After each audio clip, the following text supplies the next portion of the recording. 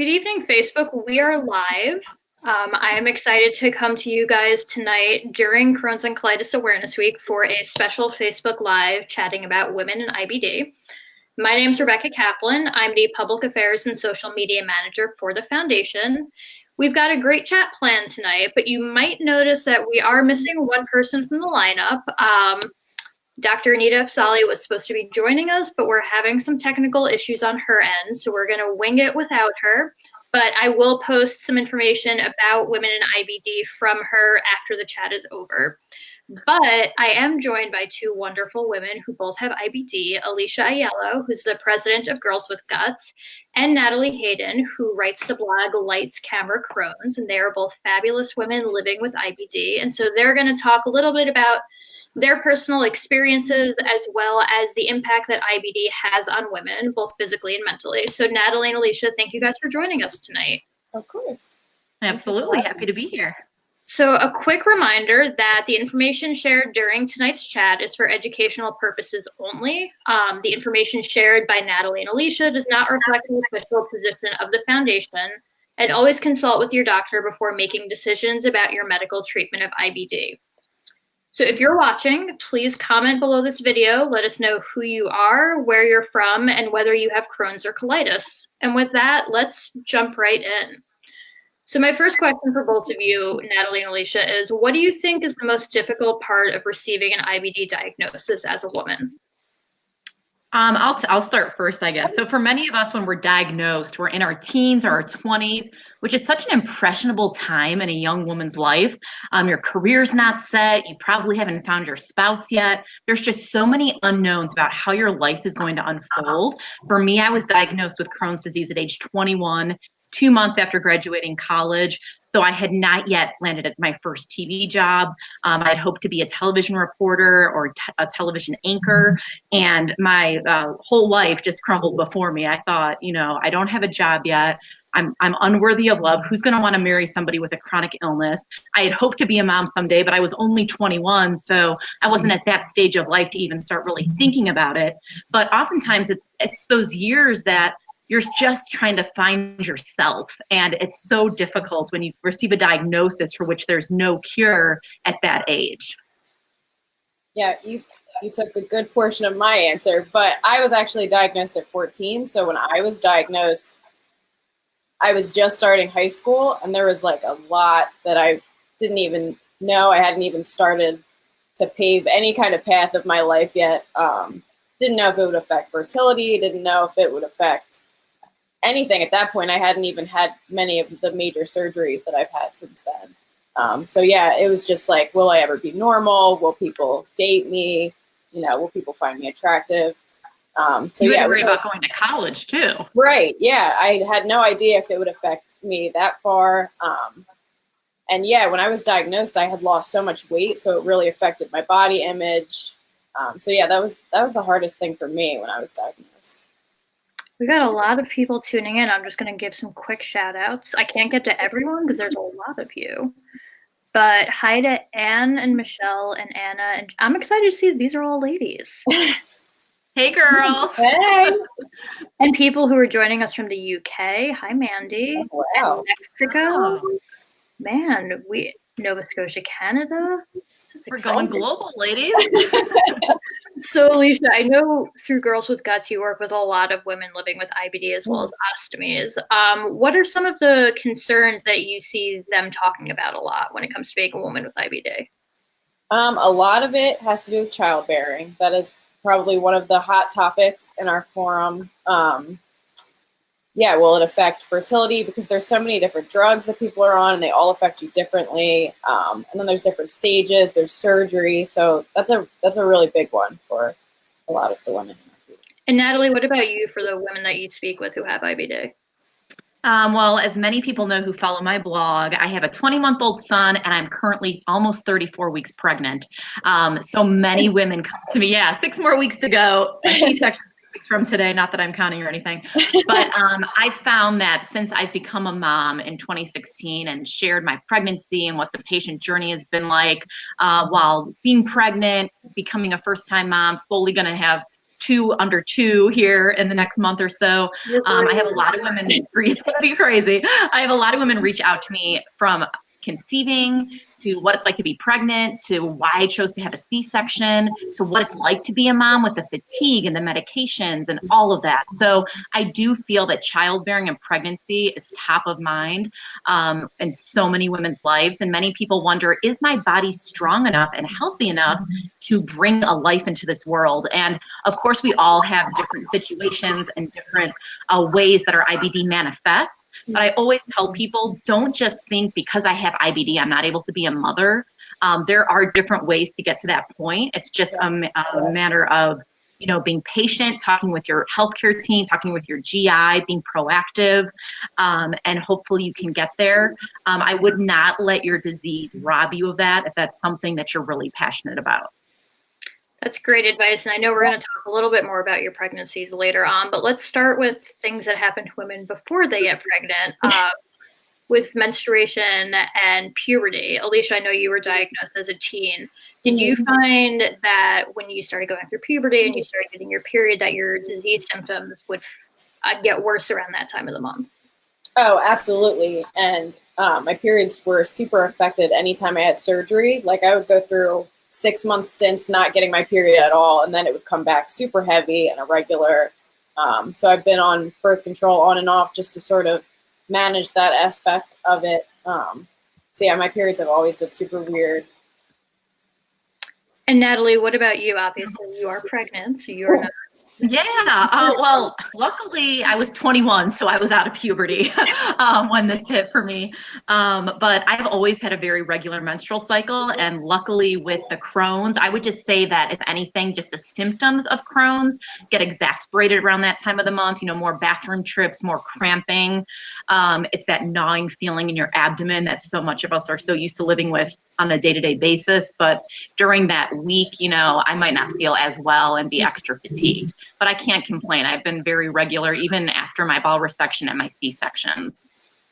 Okay, let's talk a little bit about sexuality and sexual function, as I know that's also a question that women may have. Have you found that your disease has had any impact on your ability to have intimate relationships or on your sexuality in general? For me, it's ranged. There have been differing levels of periods where my sex drive was affected, like depending on the medication that I was on or post-surgery. And that started to affect body image and just mental health and all that kind of stuff. So I think IBD definitely has an effect on your sexuality in a multitude of ways, maybe not even physical. I agree. There's just so much that goes into it. If you're having a day where you feel fatigued or you feel like bloated or you're just not feeling, very sexy, that can definitely impact your willingness to want to even do that in the first place. And when you're in abdominal pain constantly, that's not going to really help it at all. And when it's painful, that can often lead women to not want to do it just because of the pain that they may feel as it is. So I feel like many women probably just grin and bear it like we do with so much of this disease, and we just always put a smile on and act like everything's perfectly fine, when we all know in actuality that's not the case. So my advice to women would be to be vocal with your partner, communicate, and for many people, there are so many awesome caretakers out there. Rebecca, I know you're one of them with your husband. And I have a wonderful husband, Bobby, that I speak about all the time in my writing. But find somebody who is compassionate, empathetic, that understands what you're going through and isn't going to hold that against you. Because if they do, they're not the right partner for you. I'm seeing a lot of women commenting that they felt their best while pregnant. And we actually hear that a lot. There are a lot of patients who do feel really, really good while they're pregnant. And we do have a guy watching he chimed in letting us know. Hi, Brent. Natalie, let's talk a little bit about your pregnancies. Did you have trouble getting pregnant? Luckily for me, I was a fertile myrtle. I got pregnant a month after my wedding. And then I had a miscarriage last March, but was able to get pregnant right away after it. But what I will say, and something that I think has been really beneficial to me through my family planning, is that my GI has had me do my annual colonoscopy around when we want to get pregnant. So what I do is I will do a colonoscopy and then I'll get the green light. If it's a clear colonoscopy, my GI will literally walk in the room right after it when I wake up from anesthesia and say, you've got the green light for baby number 1, or you've got the green light for baby number 2. So that gives me peace of mind going in, because I'm not a medical professional, of course, but there is the rule of thirds with pregnancy. So 1/3 of women get worse throughout their pregnancy, 1/3 stay the same with their symptoms, and 1/3 get better. If you go into your pregnancy in a remission type state with a calming of your symptoms, you have a better likelihood of those 9 months being pretty smooth. So luckily for me, both pregnancies, this one not so much as my first. My first pregnancy, I felt like a normal person for the first time in my life. I was 10 months out of a bowel resection, which I think helped with the surgical remission. But I didn't even feel like I had Crohn's disease. And then less than a week after my baby was born, I felt those symptoms start stirring up again. And it was pretty disconcerting and upsetting. This time around, it's been very smooth. I'd say 90% of the time, I feel like I don't have Crohn's disease, but I still feel it there every now and then. And I think the scariest thing while you're pregnant is the looming fear of a postpartum flare, because it's not just about you anymore. You have another life to take care of. And as you have more and more children, and as you get married, your needs oftentimes go to the bottom of the totem pole, and that can be extremely stressful. We all know how stress is a big trigger. And you make a good point there. If people who are watching follow our Facebook page, which I suspect you do if you're watching this, on the story we posted an hour or so ago from Becca talks about her experience, how she actually just had surgery with an 8-month-old because her disease symptoms started getting progressively worse after having her child. She did have all sorts of complications. She had preeclampsia, so she ended up being induced early and having a very small preemie baby in the NICU, but all healthy. She's doing really well after surgery. So if you are curious, you can read her story. Let's see.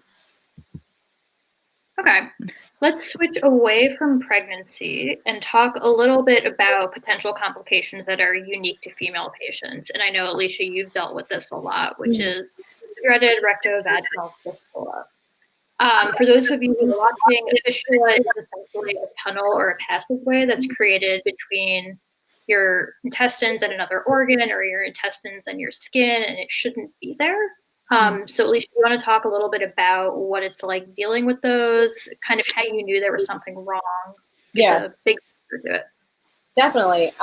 So when I was diagnosed, everything sort of happened really quickly, and the RV fistula complications happened within the first year of my diagnosis, and I've had them as a complication ever since. So the first time I knew something was wrong, there was just this like throbbing pain down there that just got worse and worse, and it almost felt like something was going to burst through, which it finally did, and an RV fistula and an abscess were there.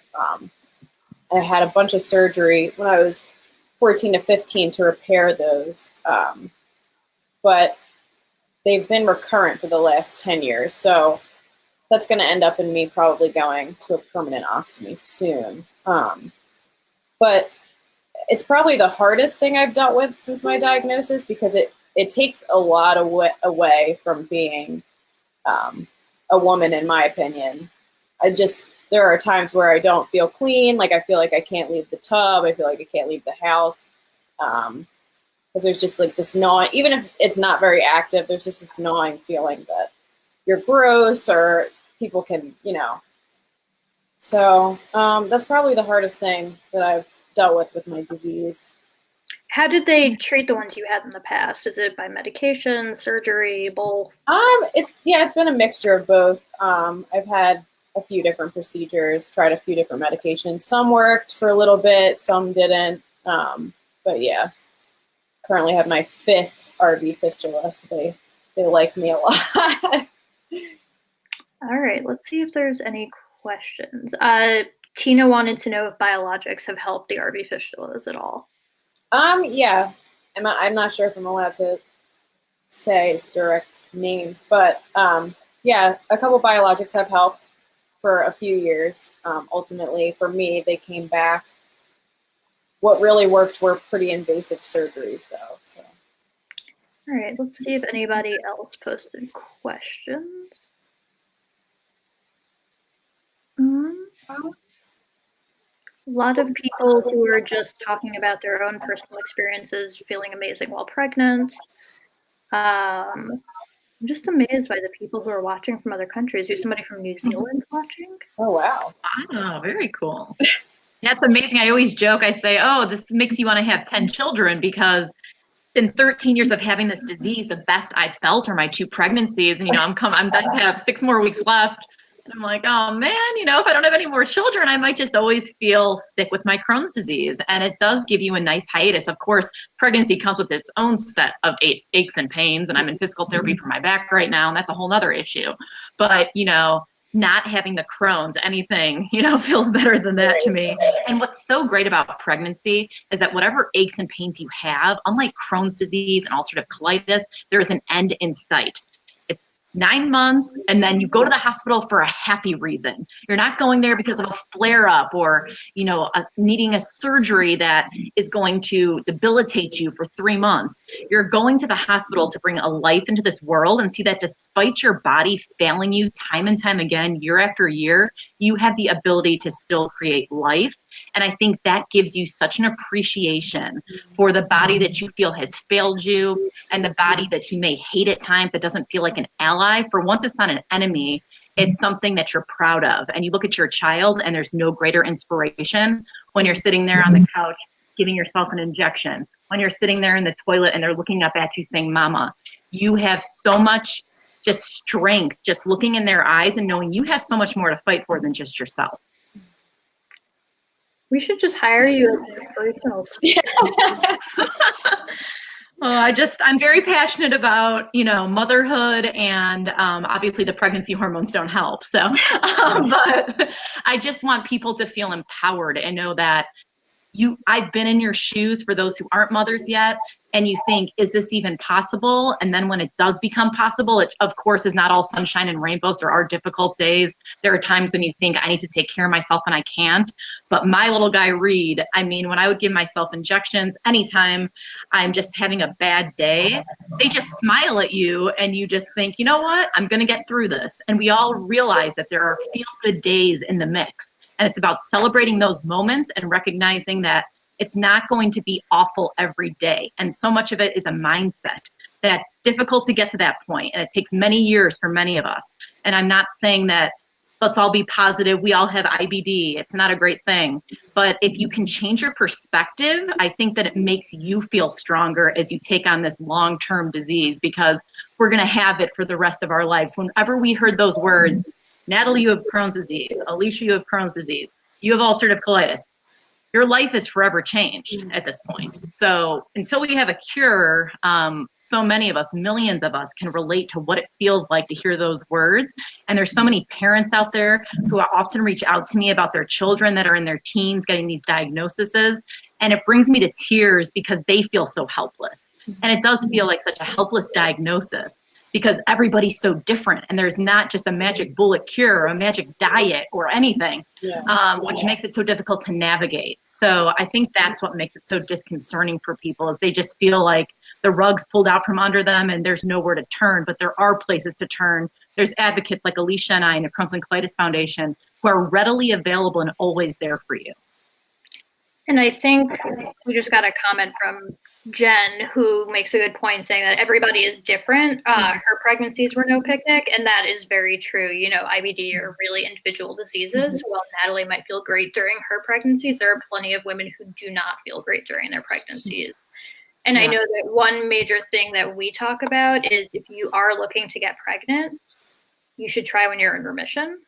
You're less likely to have complications and less likely to have trouble conceiving if you are in remission when you are trying to get pregnant. So Natalie, your talk about your perspective is a really good segue into talking a little bit about the more mental aspects of IBD. So for both of you, how has having IBD affected your mental health? I'll let Alicia start. I feel like I'm talking a lot. Sorry, it's the Greek and Italian in me. I'm like, da, da, da, da. No, you make some great points. So it's affected my mental health in different ways. When I'm feeling good and I'm feeling well and I'm in remission, it feels like I can do anything. It almost feels like I'm a super person, and like my level of normal is insurpassable. And then when I'm flaring or I'm having a bad day and it's affecting my mental health a lot, even like really small stressors like I'm out of cat food can feel like literally the end of the world. Um, so yeah, it affects it on all different levels for me. Mm-hmm. I think the flares are and the setbacks are what are the most difficult because you can go from having that invincible feeling where you're thinking, I'm on top of the world. Every single one of my bowel obstructions, every single one of my flare ups, I've literally anchored the morning news, ran 9 miles, gotten in the car to see my now husband, who we were long distance at the time. And then by dinner time, I'm hospitalized with a bowel obstruction. So, how do you explain that and try to come to terms with when is this going to happen again to me? Is this going to happen tomorrow? Is this going to happen in the middle of the night tonight? We don't know. So you're constantly on pins and needles and wondering when's this next time going to be. So as much as you want to celebrate the happy feel good moments, it's always in the back of your mind, when is this going to happen again to me? Because and people say, oh, Natalie, you might never be hospitalized again. I say, yes, I am. Just don't even go there because we know it's going to happen. That's the reality of things.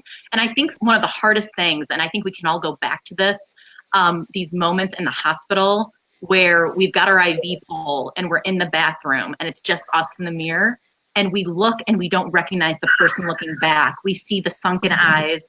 We see the solumedrol going into our veins, and we know that when we go home, we're going to be on 60 milligrams of steroids. That's going to change our whole appearance. We're standing there and we see the bruises in our arms that make us look like we're drug users because it takes so many pokes and prods just to get an IV or a blood draw. We're so alone in that bathroom, and we spend so much time in the bathroom at home, but the hospital just takes it to a whole different level, and it takes a lot of recovery. So many people think when we leave the hospital, oh, good, you're all better, get well soon, and I feel like every single flare-up sets you back mentally for at least a few weeks. Because when you go home, you're not as strong as you were when you went into the hospital. You've got to regain that strength physically, mentally, emotionally, and then just overcome another setback. So it's detrimental because we constantly go through this. It's not a one-time deal. Many of us are hospitalized many times a year. So, you might be told, I was told I was in remission in a colonoscopy and 7 days later had a bowel obstruction in 2015. And I always put remission in quotes, even when I feel like I'm in remission or if I'm told I'm in clinical remission, because it can be robbed of us that quickly, So you're not alone if you have mental challenges. And I think the biggest thing is communicating them, because if you internalize that pain and that struggle, it's only going to cause more issues and more flare-ups. Communicate with people you trust, your support system, lean on them, let them be your rock, because if you don't, it's just going to keep triggering more issues, and then you put yourself at even greater risk for more serious things that we don't even need to get into. But mental health is a big part of IBD. So many people suffer from depression and anxiety, and don't feel guilty for it because this is a tough disease to live with. Mm-hmm.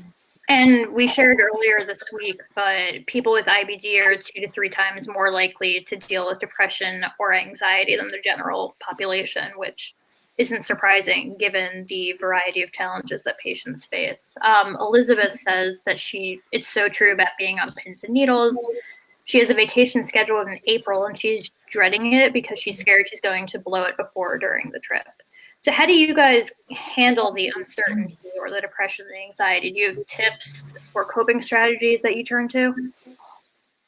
For a while, I really would not plan ahead just because the thought that I would have to cancel a trip, and look forward to something and have to cancel it,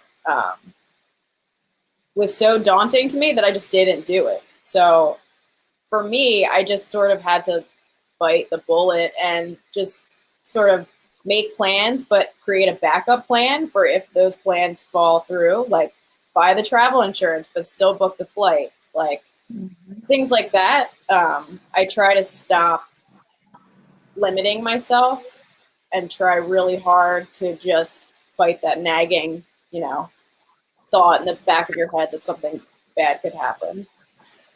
Yeah, and when it comes to travel, I just think keeping that routine is key. Pack extra medication. Say your flight's delayed and you're stuck and you think, oh my gosh, all my pills are at home. I always pack an extra 2 to 3 days of medication. See if your biologic schedule, if your infusion or your injection is scheduled, a week before your trip. See if you can do it 2 days before. For my wedding, for instance, I moved up my injection so that I was able to not do it the morning of my wedding and that I would be covered, that stressful week leading up to the wedding. There are ways to navigate this so that you put yourself in the best possible place. Sleep is huge. Try to get as much rest as possible. And it's okay to say no. It's okay to say when you're on the trip with your friends, guys, I'm going to have to lay low today. I can't do this. Just don't try to be a superhero, because the only one in the end who you're hurting is yourself. And if your friends are going to judge you or belittle you or make fun of you because you can't keep up or your family keeps questioning things, then just don't even deal with those people. You'll quickly see. I always say it's like a truth serum with IBD. You see which friends, family members, caretakers, significant others have what it takes to be there for you and which ones are going to fade to the background. And use that as your superpower. Mm-hmm. So lots of IBD patients have the pleasure of being on steroids, the devil's tic tac. There are other ways, other things that can impact body image, such as just weight loss in general because of untreated symptoms, etc. How do you guys deal with the changes to your body and any body image issues that might come up? I think steroids are the toughest part of the disease. I'll never forget. So when I was first diagnosed, I was put on 22 pills a day, completely blindsided with this chronic illness. I'm the first person in my family to have IBD. And I was put on 60 milligrams of prednisone, and I was starting my first TV job in Minnesota. And at that point, my face, I looked like a chipmunk.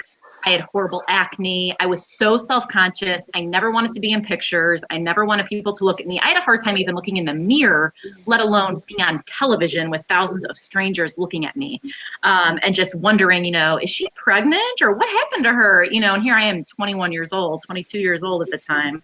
And it was just so hard for a decade of television news to constantly have these flare-ups and go on steroids. And then I never shared my story until I left television because I didn't want to be thought of as Natalie, the sick news anchor. I didn't want to be pitied, but now I wish I would have used that platform, because I quickly saw, as I became a blogger and an advocate, how empowering it is to connect with those in the IBD family and share your reality. Because if you just suffer internally and you don't share your story with anybody, nobody can help you. So I think the steroids are so hard because as soon as you take them, you know what it's going to do to your body once you've done it before. And they do miraculous things on the inside, but they also do horrible things. And the side effects are so hard. The insomnia, my hands would shake like this while I would hold the spoon to eat my Cheerios. I would take medication to help with the acid reflux from them. I mean, we all know the nightmares. I've been dealing with osteoporosis since my mid-20s just because of steroid use. So they do so much to our bodies that it's difficult to deal with. And I also think the weight loss, people always say, oh, nobody's overweight with IBD. You guys are so lucky.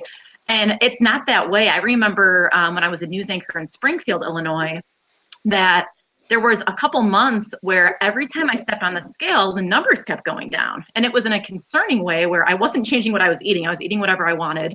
I wasn't exercising. I wasn't doing anything to lose weight. But every time I went on the scale, it just kept going down, down, down. And that's a red flag. That's not something you should be happy about if you're not trying to lose weight or if you don't need to lose weight, because so many of us have malabsorption problems. And that means what we're eating, we're not getting the nutrients, and our body is slowly wasting away right before our eyes. And it's a scary thing when you see those numbers keep going down and you're not actively trying to do that. Alicia, what about you? How do you handle, I know you've had several major surgeries, so how do you handle the changes to your body that come along with that? I honestly feel like I've not fully adjusted. I feel like there's always a level of coping because your body's always fluctuating. For me personally, my weight goes up and down constantly. So there's never been a time where I've fully adjusted or accepted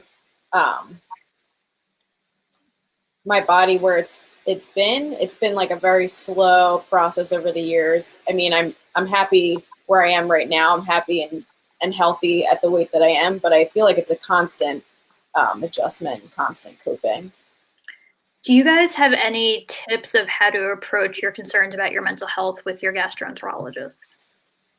It's interesting because I feel as though those of us in the community and online, especially this week of Crohn's and Colitis Awareness Week, there's a lot of talk about mental health.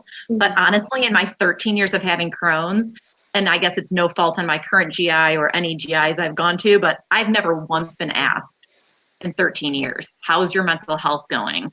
How are you feeling mentally? Nobody has ever asked me anything like that. The only place I ever talk about that is with Crohn's and Colitis Foundation, IBD advocates, fellow people that have the disease. It's never been a conversation. Maybe I should bring it up. It's never been something where I need medication personally, but you know, it'd be nice to be able to have that conversation. And I think that it's important for many people, if their doctors aren't bringing it up, it needs to be a conversation that has to be had. Mm-hmm. Yeah, it wasn't until my most recent GI that I was actually asked, like, what's going on at home? Like, how are your relationships? Like, questions like that are very important in relation to your disease. But yeah, most of those conversations were always with online communities, support groups. Mm-hmm. So talking about support groups, I know that we've got a couple of minutes left. I want to give you guys an opportunity to talk a little bit about what you do. So Alicia, do you want to tell us a little bit about Girls with Guts and what it is that you guys do for the ladies living with IBD and ostomies? Yeah, absolutely. So yeah, Girls with Guts, we are a support network. We work to empower and support women in various ways through our programming. Our biggest thing is our online forum, where it's a women-based forum. Where you can join and you can ask any personal questions that you have. And we hope that brings you the answers that you're looking for or the support that you need. It's been a really good network. That we also do annual retreats where we have women come in person, which is a really special weekend that we put on. And Natalie, do you want to tell people about your blog? Sure. My blog is Lights, Camera, Crohn's, an Unobstructed View. I share fresh content every Monday. I'm always looking for story ideas. It's been around since July 2016, so it's still fairly new. I also sometimes share content on Wednesdays. But I always love having guest posts. I love getting story ideas. It's the journalist in me. You know, I'm always looking for the next great story, the next story of inspiration. I like to change the voice. I don't like it to always be about me because that just gets boring and I can only have so much to say. I love sharing stories from the parent perspective of a little child, adolescents, people overseas. I just shared a story a couple of weeks ago about somebody with Crohn's down in Puerto Rico and what it was like with the hurricane to try and administer medication and start a biologic and undergo a colonoscopy while there was no electricity. So stories that really have an impact, that are true and transparent, but also not only provide an honest look at IBD, but a positive look. So my blog is very uplifting. When you read a story, you're not going to leave it and think, oh gosh, woe is me, this is depressing. That's not how my blog is at all. And the minute you start reading it, I think that you'll see what I mean. And what are the URLs people can find you guys? We are at girlswithguts.org. And lightscameracrones.com. Okay, and to those who are asking, I will also put these links in comments below after the chat is over. And I know that you guys have been asking some questions not related to women in IBD. I saw some about diet and whatnot, so I will respond to those with some information and resources. We wanted to just try and stick to the topic because I know we had a lot to cover in a short amount of time. So that's all the time we have tonight. Again, for more of the medical expertise, we were supposed to have Dr. Anita Afsali, but technological issues arose, but she is going to provide some information for us to share with you all after the chat is over. And we had the wonderful Alicia and Natalie joining tonight. So thank you guys so much for sharing your experiences as women living with IBD. Natalie, I can't wait to see baby number 2. We're pretty excited. She'll be on the blog, don't you worry. So to everybody who's watching, there's still 4 more days left in Crohn's and Colitis Awareness Week, and there are a lot of ways that you can all get involved in raising awareness and educating others about these debilitating digestive diseases. So to see all the ways you can get involved, visit our website at www.crohnscolitisfoundation.org/awareness week. And if any of you are active on Twitter, we're going to be continuing the mental health conversation tomorrow evening at 8 p.m. for a special Awareness Week Twitter chat with Mental Health America.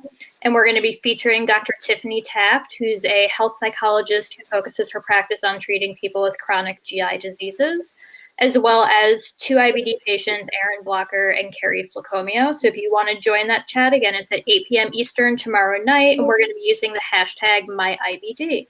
So with that, Alicia, Natalie, do you guys have anything else you want to add? No. Thanks so much for tuning in, and just know you're not alone in your struggles, and there's many of us out there that are here to support you. Absolutely. I would say that find your sisterhood, find your support network, and we got your back. So awesome. Well, have a great night, everyone, and tune in next time. I think our next Facebook Live is going to be in 2019, but all of these are archived on Facebook if you ever want to rewatch them. Have a good night. bye.